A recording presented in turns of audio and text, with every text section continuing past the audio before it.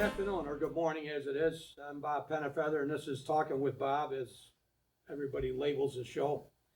And as I mentioned in every opening, is that the reason for this is bring awareness to Auburn Regional Media Access, which is a public access channel. And we're looking for producers all the time. We're looking for especially students from the high school that have any inclination, any interest at all in communication. Come see us, because we have all the equipment, all the cameras, whether you want to be in front of the camera, behind the camera, whether you want to be a writer, an editor, whatever you want. It's a great starting point for the students in our community for free. We will train them, we will put them on and have work in the studio and help out with shows like this, or they can produce their own shows, whether it be for sports, arts, whatever it is. So please, anybody you know, any student that you know that shows any interest in communication, you don't know where it can go. You look at Al Roker, you look at Megan Kelly, they all came out and went to school over in Syracuse, and they made it. So you can't trip over something good sitting down, and that's very important for these kids to understand today, and this is a great opportunity. That's it. Yeah, on the show today, I have on my far left Jim Orman, I have Fritz Allen, and the topic is veterans. Over the years, I'm surprised at people that don't realize what took place back in the 60s other than protesting at Vietnam, and people our age that are, well, not my age, I'm in my 40s, these guys are in their 70s, but joking aside, when the Vietnam War was going on, the protesting going on, everybody our age will understand what took place. The burning of cities basically mirror what's going on today in a lot of the cities around the country. What a lot of people don't realize is what took place physically, and how did you end up in the Army or the Marines or the Navy? How did that all come about? And the short version is we had no say-so. You got drafted, and you got a letter. You got a letter in the mail saying that you've been drafted, and you get on a bus, and they go to Syracuse, and within a couple of days, they give you a physical, and they say, okay, you're going to Army, you're going to Marines, then you go off to boot camp, and away you go. And people are shocked to hear that today. A lot of them, a lot of younger generation. But that's fact. That's what did happen. And that happened for years, and before they even started a lottery system.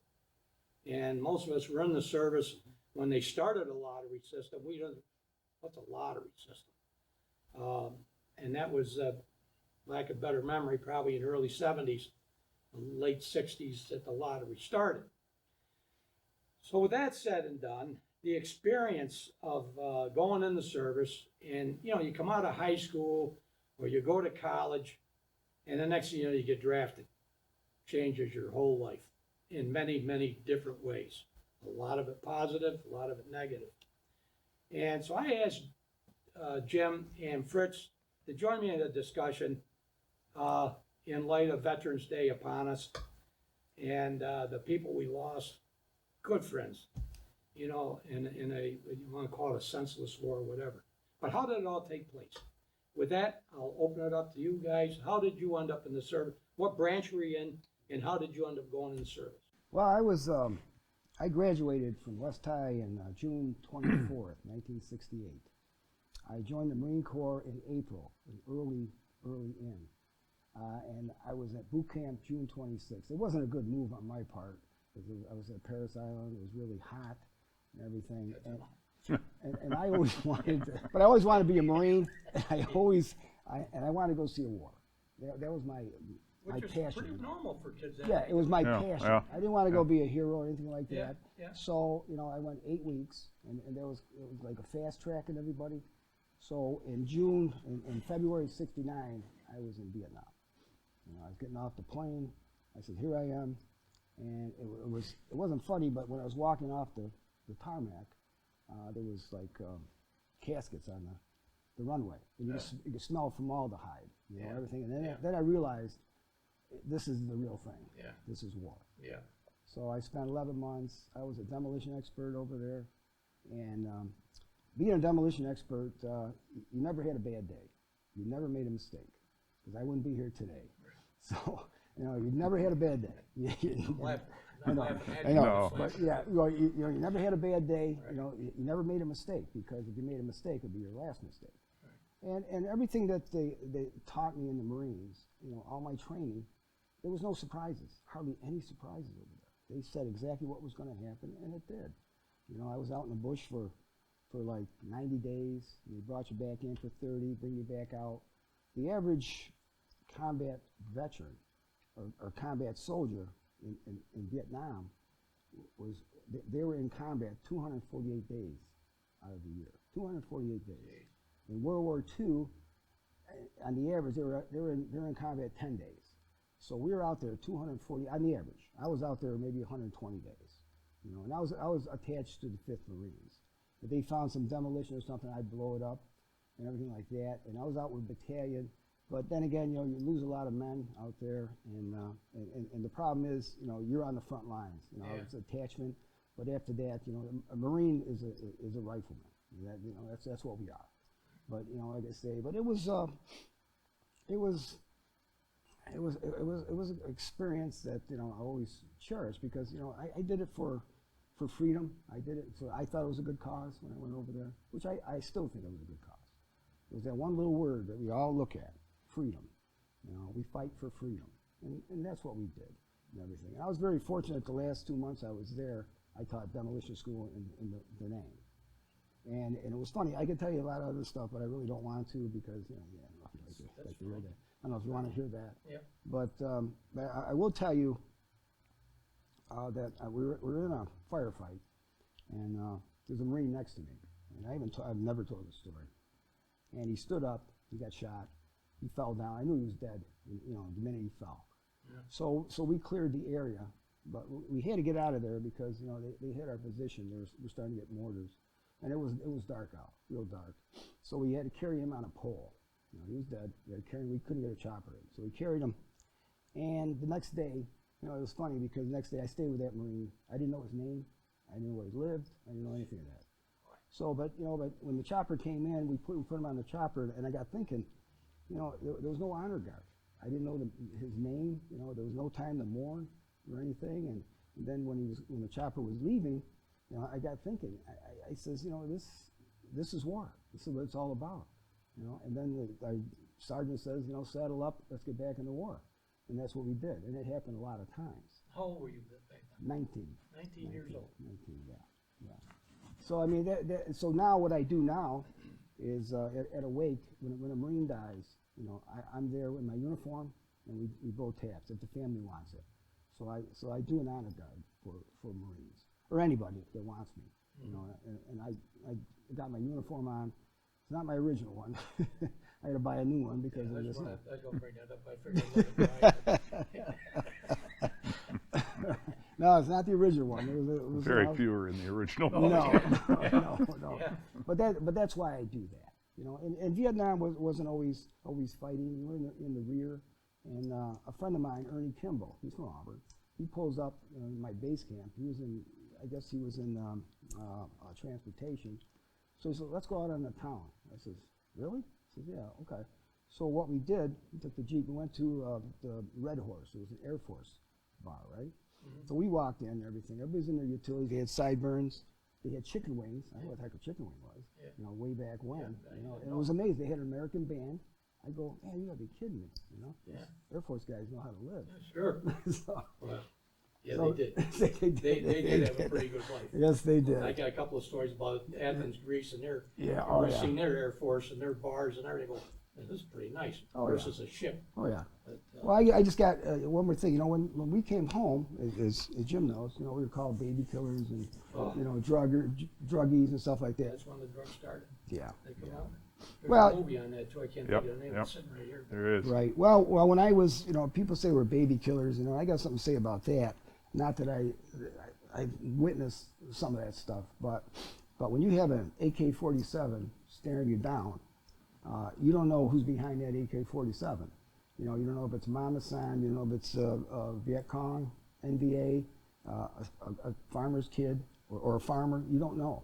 You react to that weapon, you know, and that person behind that weapon, the only thing on that person's mind is sending you home in a box, you know, not even home in a box. Yeah. So that's sort of like the thing. If it's a kid, you know, that's the way war is, you know. It's like it is today. Yeah, oh yeah. Cops on the street. Sure. They sure. don't know, they get out, they have no clue. Oh yeah. You know, Well, in war there's a lot of factors. Young men, women die, and civilians die, kids die. You know, that's war. And some people don't realize that. No. But that's the way war is. And I was very fortunate to come back, you know, and we never got debriefed. I don't know if Jim, you ever get debriefed? Nope. No, we never got debriefed. Nope. So I came home on a ship. 18 days later, I'm sitting, you know, at my mother's table, you know, having dinner. You know, and it was a tough thing to react to. You Yeah. know, because you know I slept on the floor for a month. I couldn't sleep in the bed. That's You know, something. and I was very you know skittish. Yeah. And as far as, you know, shell shocked or whatever that is, you know, I probably had that stuff, but I didn't realize I had it, you know, because we just kind of put our uniforms away, you know, tried to blend in, grow our hair out, and try to blend in with the population. And you know, this is the first time I've talked about it, to tell you the truth, in 50 years. So, but What were you in, That's- Jim?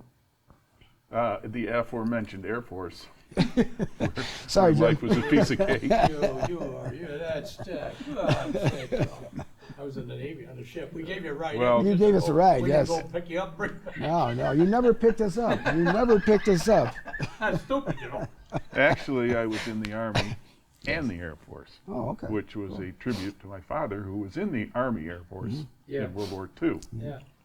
And I'll tell you how dedicated he was. And I don't want to offend anybody, but his left hand looked like that Yeah. due to a machine accident before he went in the service. Oh, really? Then he went in the service, and they wouldn't ship him overseas, so he was stateside. But he did his duty. Sure. But I was drafted in January of '66, and it's a weird feeling. Just like you just said, Oh, it is. it's a It is. weird feeling because I'm working. I'm a year out of high school, and all of a sudden I get this notice: 2 weeks, you're gone, and you know where you're going eventually. Oh, yeah. And I'm like, but you don't really think about it. You just go, okay, that's the way it is now. You knew it was that was coming. the draft. Oh, yeah. Well, one day before I leave, they're like, we were kidding. Your number's too high. You're good till June. So I don't go in the service. Okay, I'll be into work Monday morning. So I went in, and then in April, a friend of mine said, look, I think we should go in the Air Force on the Delayed Enlistment Program, the DEP. And we were in the Fargo having a beer, and he says, the recruiter's over in the inn right now. And we knew him, the Air Force recruiter. So over we go. We sign up, and in June, then we knew we were leaving in June. And again, we went to San Antonio.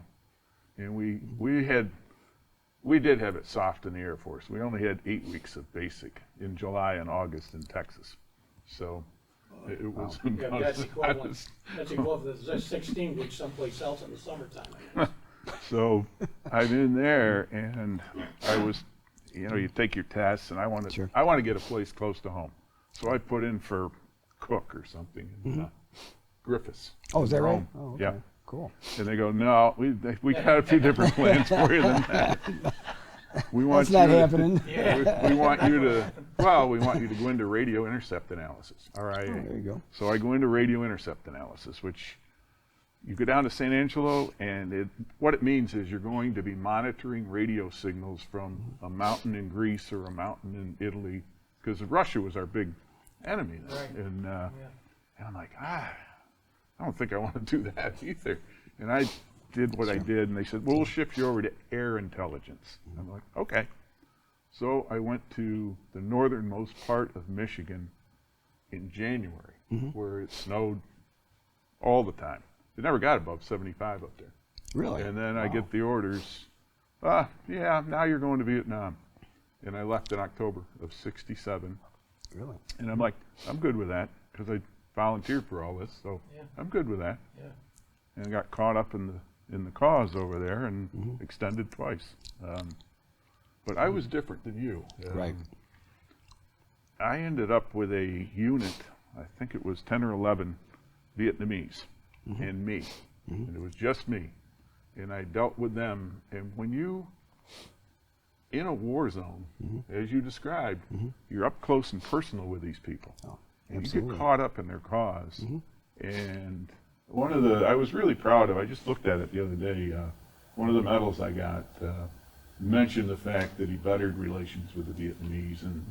And you know, our job was to go out and find targets. And then we comprised target lists. And then who knows after that, they bombed and bombed and bombed. Right. Yeah. But our base was constantly under rocket attack. And I can remember, and I wish I still had the piece of shrapnel with the screw marks from the 122 millimeters. Okay, yeah. Our Sure. friends in Russia provided. Right. It came about that far from my head, and I had just, I don't know why, I just went and ducked behind sandbags. And when everything was done and the hooch was destroyed, and there's this piece of metal sticking out, and I'm like, oh, Really? could have been me. Oh, yeah. And I was 21 or 2, I don't know. I celebrated my 21st, 22nd, and 23rd birthday in Vietnam. So everybody here is doing what they do when they're 21, Oh, yeah. and we're over Sure. doing what we do. Yes. Yeah. Oh, yeah. And it's like Fritz said, when you come home, you aren't, we weren't debriefed. I didn't come home with anybody I knew. I got on a plane with a bunch of other GIs, got off at Travis. They sent me in shirt sleeves. It's 18 below, the wind chill. And I get here in Syracuse, I don't know anybody. I ran into somebody I vaguely knew. They gave me a ride, stopped at the Liberty store, got $100 worth of clothes, jacket, went home. Hey, Mom, what? And Yeah. that's how it was. Yep. And then you were expected Sure. to just assume your way into society again, like nothing had ever happened. And a life-changing event had happened. You didn't quite realize it then. You didn't know why you flinched every time there was Yeah. a noise or whatever, Right. but you just did. And you can talk to anybody out there. Tommy Crawford, Jim LeMay, all these guys. Yes. Yeah. You did. You didn't think about it. You just went through life. And you did react. Looking back on it, I can see it. But Yeah. at the time, I'm fine, I'm normal. Yeah. Everybody jumps when there's a noise. You know? Never wants to know what's wrong with you. Jeez. You know, Right. there's, of course, there's many stories that come out Oh, of this. yeah, yeah. You know, and we don't have a show And long there's a enough lot to go worse on. than, but, mine was not bad at all when I look back on it. Yeah, you almost got killed, but that was part of being in war. You just did. Yes. Fritz had a way worse time than I did. Yeah. And I'll say that right up front. Oh, yeah, no question. Hey, But- listen, but, you know, when I went in, we went in because of shortstop, believe it or not. Shortstop tavern. Oh, Billy? I went in, I was delivering for Coca-Cola, and I walked in, and Sean Morrissey was sitting there. He said, I just got my, you know, we're best of friends and everything, and he says, I just got my draft notice. I go, I can't tell you exactly my response, because we're on TV, but it was, can you believe everything? And I said, well, I'll be getting mine then, you know. And at that, it was Donnie and Billy, it wasn't Bellinger, I forget what their last name was. Donnie was sitting down there, he says, you guys want to get in the Navy Reserve? Now, this was 67, and I did a takeoff on, yeah, sure, I'm sure they're not filled up. Vietnam's been going on for 3 years, 4 years, and he said, if you want to get in the reserves, he says, come on up to the church on Evans Street there, and, you know, that's where our reserve center is, and come up Monday night. We went up, and they sat us at a little desk, gave us a test, says, we're going out to the Armory next week, we're moving everything out to the Armory on South Street. So he says, hey, for giggles, well, let's go out and see what that's all about. Next thing you know, we're going like this. Sean is that, I'll never forget it. He's sitting there, he goes, we're being sworn in. I said, well, all right, apparently. He said, but you don't swim, and I don't swim to this day, and you're going in the Navy. He said, what are you going to do? I said, and it's stuck forever. He says, a step at a time, Sean. So I'm standing, we got sworn in. Well, in the reserves, in the Navy reserves, you went a weekend once a month. Then you went to boot camp for a couple of weeks. then you did 2 years in service. And then they tell you where you're gonna go. You didn't say, I really don't want that, you know, and we got processed through Brooklyn. And we went to Great Lakes boot camp in January of '68. But in any event, so we could process through Brooklyn. Now we're down there for 6 weeks. And they put me in an office, and Sean was working down on the mess decks. And they come tell me, he says, go get your buddy Sean, his orders come in. I said, oh, what do you get? You know, and I'm right there where they process 95% or better were going to Vietnam. Either shore duty, ship duty, river boats, or whatever. Right. And I go, oh boy. They said, we'll tell him when he gets here. So I'm standing right behind him. And he says, Jesus, what the hell's a Little Rock? I said, Sean, we're on the same ship. I got my orders 3 days before. They put us on the same ship. Now, Little Rock was a flagship in the 6th Fleet in the Mediterranean. So we ended up on the same ship. So we had nothing like you had. But we all have friends, Oh, sure. you know, that went through. You know, my point is, when they said, here's your orders, you didn't just open them up and say, here, give me something else. No, You were gone. no. Oh, yeah. You know, and then they said, you show up on this day, well, if you had something going, I'll be there in a couple of, Yeah, that's what- you that's why better they be call there them that orders. day. You know, that's why they call them orders. You know, and you don't wanna put up with what's gonna happen if you don't show up. Uh-huh. So, you know, so in different walks of life of military, but all went through the same type of process going in and knew you were going to be drafted. And you had to sign up at 18 years old for the draft board. In fact, I remember high school, if you were a problem student and they couldn't do any more for you, and you wanted to quit, you could quit high school at 16, 17 years old, and as soon as you walked out the door, they send your name to the draft board, and within 6 months, you're drafted. You're not gonna walk the streets and do all kinds of crap, you're gone. And so I remember that very well, which they don't have it today. But today, the male still has to sign up for the draft board at 18 years old. Yep. Not the female. The Nope. male still has to show, which is fine, I don't have a problem with it. Sure. But I'm amazed how many people I talk to that have their kids turning 18. No, you better check it out because you Yep. you gotta sign up, Sure. you know. As things happened while we were gone, because we were over there for 2 years in the Met. And because of the Middle East, we were constantly on call and duty, and, you know, they put us out there for 40, 50 days doing circles in case you had to go in and rescue people or whatever, you know, but, we were there probably less than 3 months. And you always had to travel in uniform. All of a sudden, we got a directive, don't wear a uniform, all civvies when you travel. We're going, what's all this about? Well, back then, the rioting and everything, protesting here was getting so bad. It's funny you say that, because we were told that when we mustered out. It might be preferable for you personally not to wear your uniform. And I'm like, yeah, okay, good luck with that one. Yeah. And I did wear it, but, and I didn't get spit on, Yeah. but I did see examples of it. Can you And I did imagine? hear I mean, yeah, I've heard the horror stories. after, I How mean, did- and they're true. Oh, yeah. I mean, yeah, After sure. what you've gone through. Sure. How can Which- how can you go through Yeah. something like that, Yeah. come back to your own country, Yep.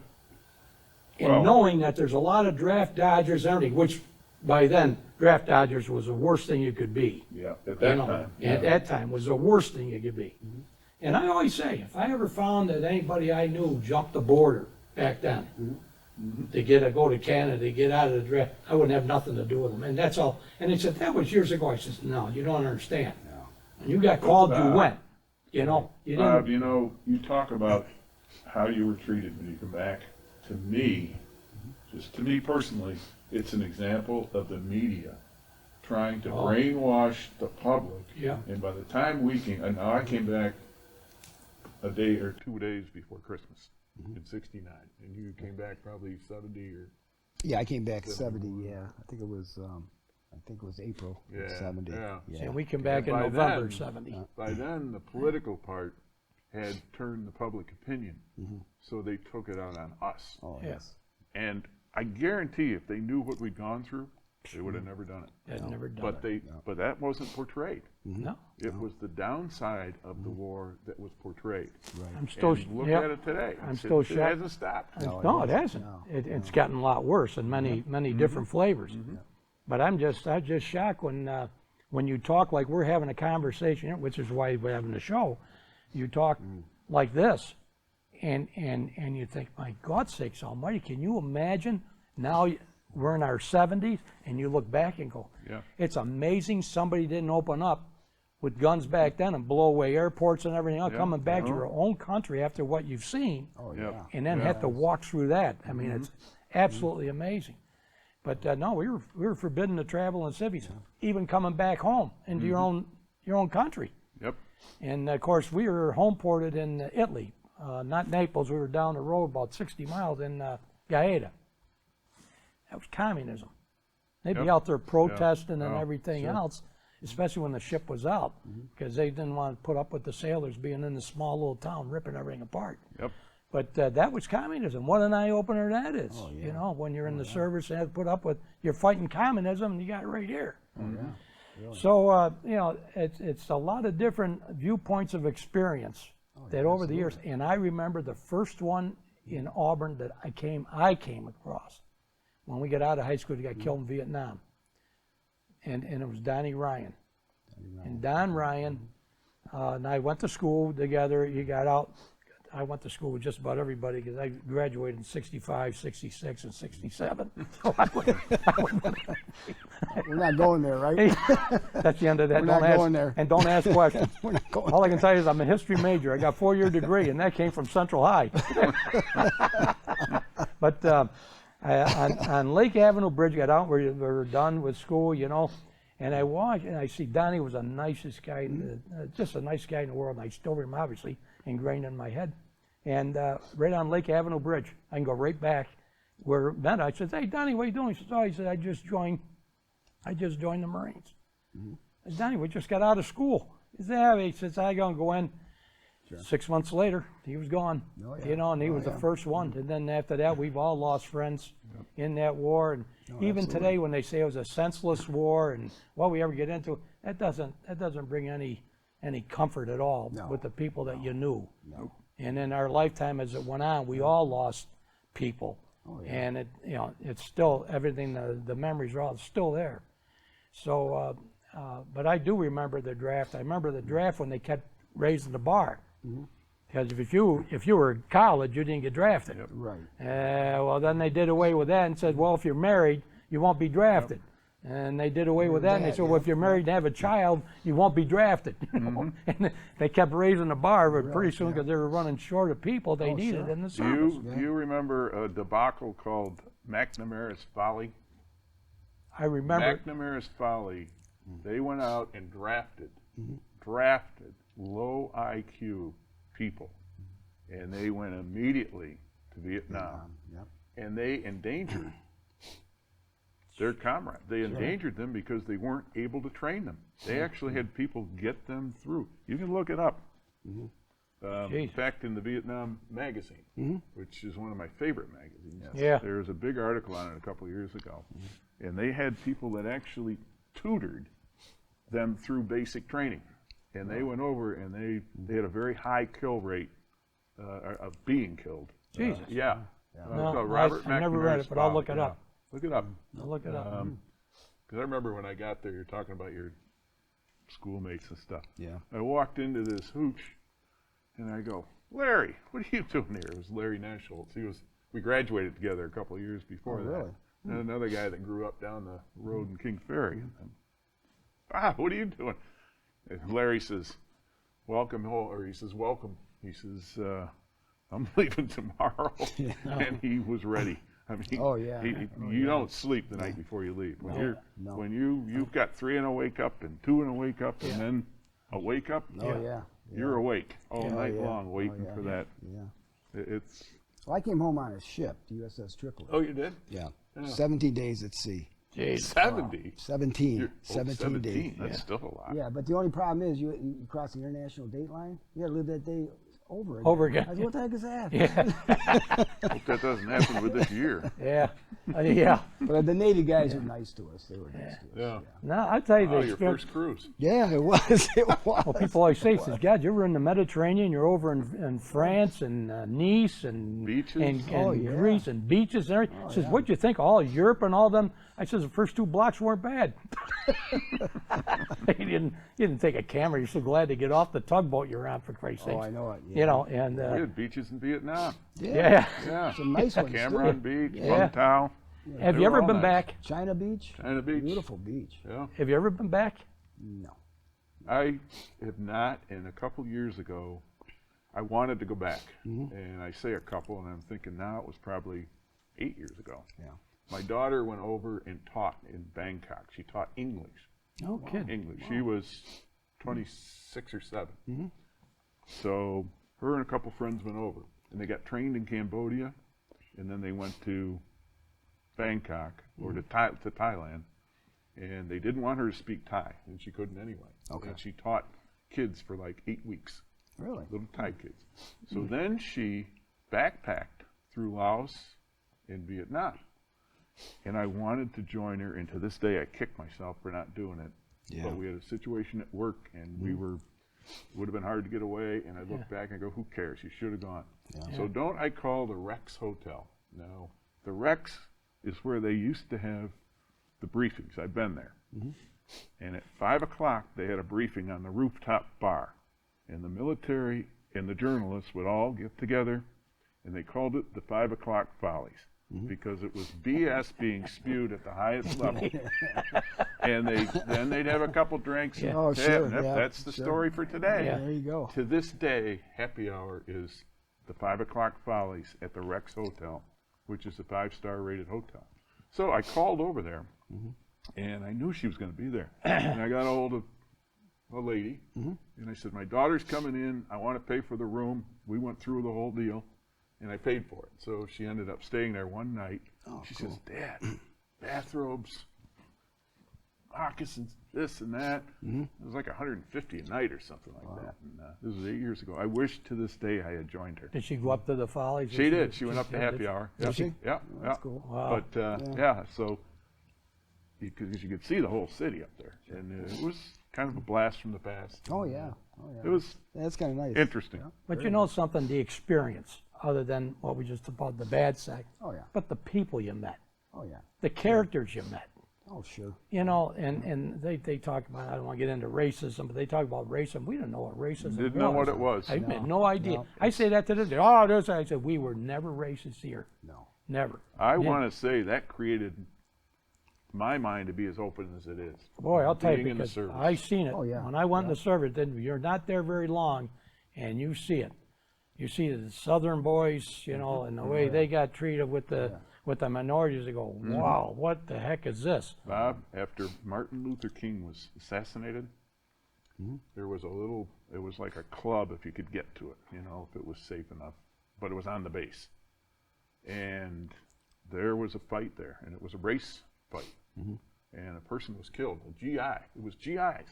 Really? And it was not pretty. I was there, and I left there, and I later found out I had somebody in my arms. He was out in front, bleeding, and I'm like, and then somebody said, the MPs are coming, and this guy says, I'll take care of this guy, and I'm like, okay. And so I don't know whatever happened to him, but it was a sad moment. I'm like, wait a minute, Yeah, I'm supposed to be fighting them. yeah, yeah. You Us. just, you know, And never that knew. stuck with me today. But I mean, every now and then the conversation will come up, and I'll say, I said, we were never. Oh yes, I said, no, we were never here. In this community, No. we never were. No. I didn't know what it was until, and many of the served, just like we're talking here, didn't know until you went out through the door to the rest of the world and go, oh, what's this? You know, and you learn quick. Oh, yeah. You know, and you know, our ship had 1,400 sailors on it. You know, and it's a light duty cruiser. So every time we look out and we pull up, and then next to the carrier like the Kennedy or the Forrestal, and they're playing football and everything else, we're standing there like this. You can't move. No place. You throw a ball. That's all. You better have a lot of them because they're probably going to be gone over the side. But Fritz, where did you leave? When you went to Vietnam, did you leave from Paris Island? No, California. Oh, California. Yeah, I got a permanent duty station in California, and I didn't want to be there. So I said I want to go to Vietnam, and so they transferred me to Vietnam. I mean, that was my permanent duty station. I might have never even made it to Vietnam, but I requested a transfer. Too. I did. I says, and then I get to Okinawa, and they said, you want to go on the 9th MAD. It was 6 months around Vietnam and 6 months in Vietnam. I says, don't you people understand? I want to go to Vietnam. So 48 hours later, I was in Vietnam. Then I'm saying to myself, why are they shooting at me? These people want to kill me. Why? And they were. Just the experience, and every now and then, Coach, like everybody else, do you think back some of the people you met, and some of the funny stuff. Oh yeah. And listen, my personal feelings are today, when you got a troubled student in school and nobody can do anything with them. And if I was a judge, I'd say, hey, listen, you're not going to jail, you're not going to prison, we're not even going to fight.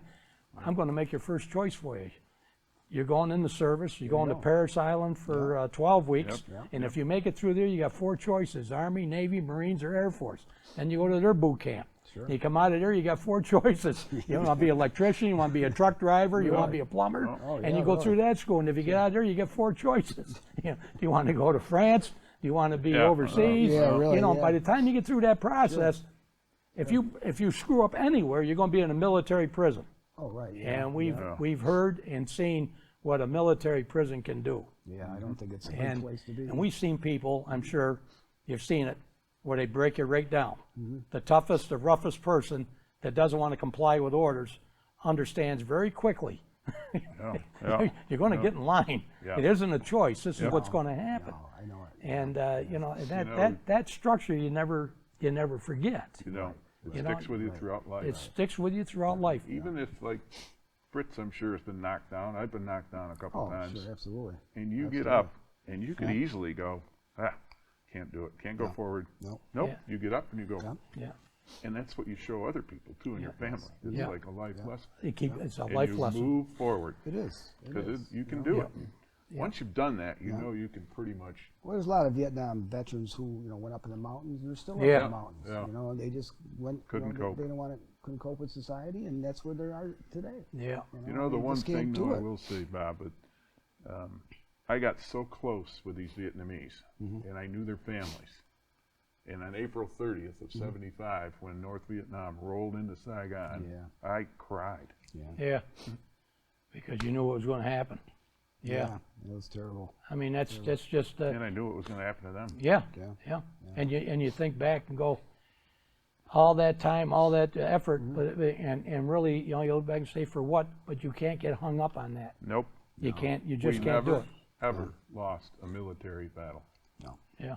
Politically, that's through the folks in D.C. That's right. We did not lose. No. And that's the one thing that binds us together.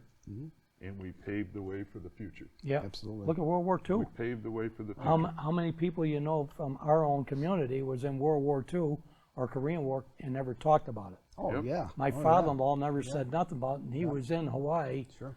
when Pearl Harbor happened. He was on a carrier, just pulled out, Right. and he never. In fact, his boot camp was up in Sampson. Right across the lake. I used to hear all the. Which is unbelievable. But that was a training base, and that was a boot camp for the Navy. Sure. Yeah. And but he never said anything until maybe about 5 to 10 years before he passed away, and him being in the Navy and everything, and myself being in it, then he'd start to open up. And some of the stories and some of the stuff you just, and they never talked about it. And we can go down through a list of people we all know, and that we know very well. And I was shocked to find out what they were, from bomber's pilot to, I worked with a guy at the Greece School District. His name is Gary Bykrick. You can look it up. He's a janitor. Quiet, shuffled around, did what he did, didn't talk much. I later found out, I said, what's that memorial park over there? Named after him. Medal of Honor winner. Really? Medal of Honor winner. never say nothing. And never said a word to me. Wow.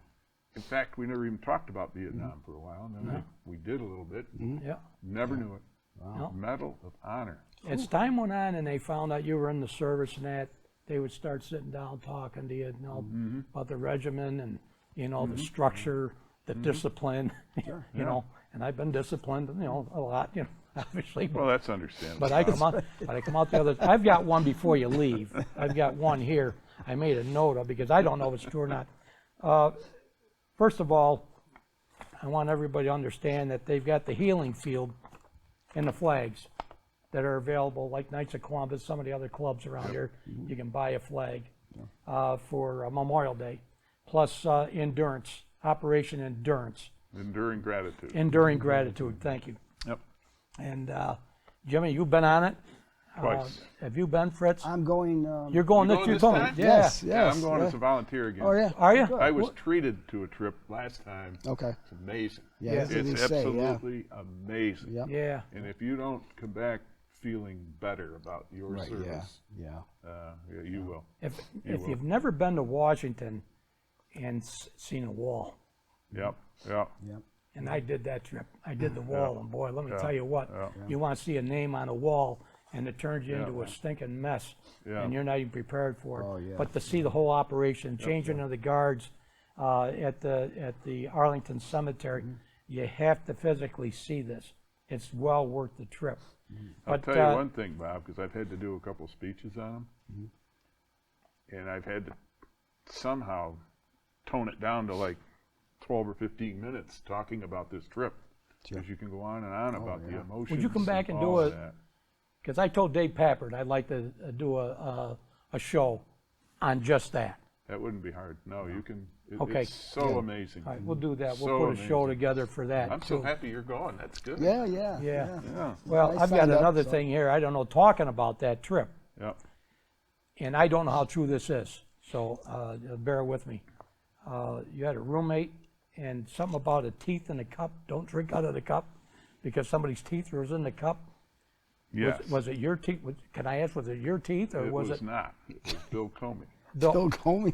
Oh, that's why I got Bill Comey right here, so he's telling the truth. He is left his telling teeth in the truth. cup.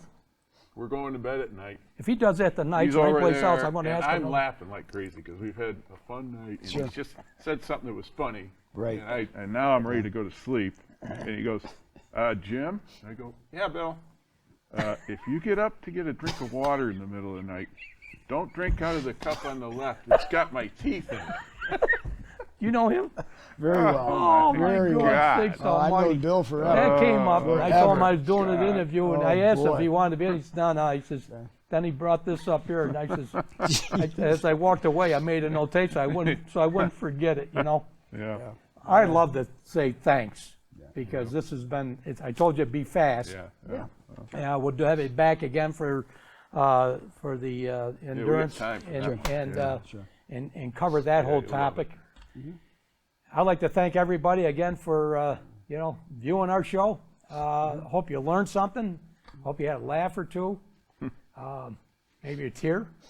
And I really appreciate the time. I appreciate your time, and obviously all the efforts and this, like they say, your service and all. And that is very meaningful.